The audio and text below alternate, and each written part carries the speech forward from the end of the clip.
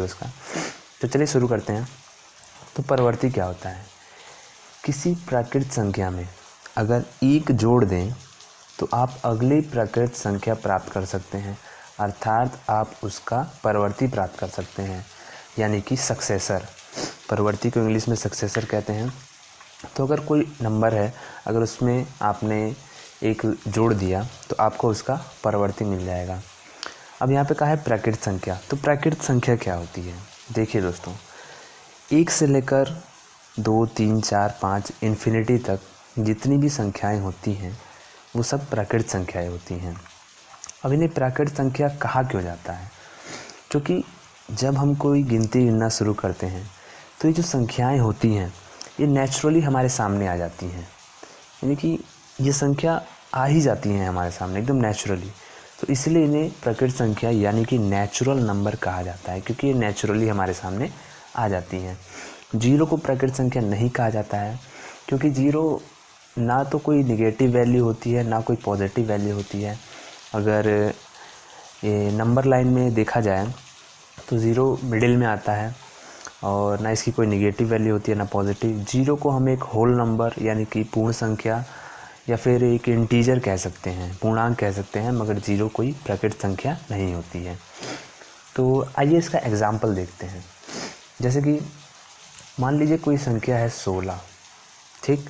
16 में मैंने 1 जोड़ दिया तो हमें कितना में हो जाएगा? 17, यानी कि जो 17 है वो 16 का प्रावर्ती है। किसी भी संख्या में 1 जोड़ने पे हमें उस संख्या का प्रावर्ती मिल जाता है, परवर्ती मिल जाता है, यानी कि 17 16 का परवर्ती है। एक और एग्जांपल ले लेते हैं। जैसे कि 15 में अगर मैं 1 जोड़ दूं तो हमें 16 मिल जाएगा। तो जो 16 है वो 15 का परवर्ती है, यानी कि सक्सेसर है। तो ये आप समझ गए होंगे। तो चलिए हम अब जानते हैं कि पूर्ववर्ती किसे कहते हैं। देखिए, अगर किसी प्राकृत संख्या में 1 घटा दिया जाए तो आपको उस संख्या का पूर्ववर्ती मिल जाएगा। पूर्व यानी कि पहले, जिसे प्रीडिसेसर भी कहते हैं। इंग्लिश में पूर्ववर्ती को प्रीडिसेसर कहते हैं। तो चलिए एक एग्जांपल के माध्यम से हम समझते हैं।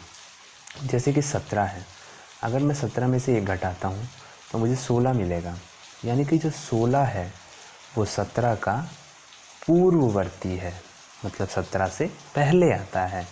तो 17 का पूर्ववर्ती 16 हो गया, ऐसे ही 15 का पूर्ववर्ती 14 हो गया, 13 का 12 हो गया।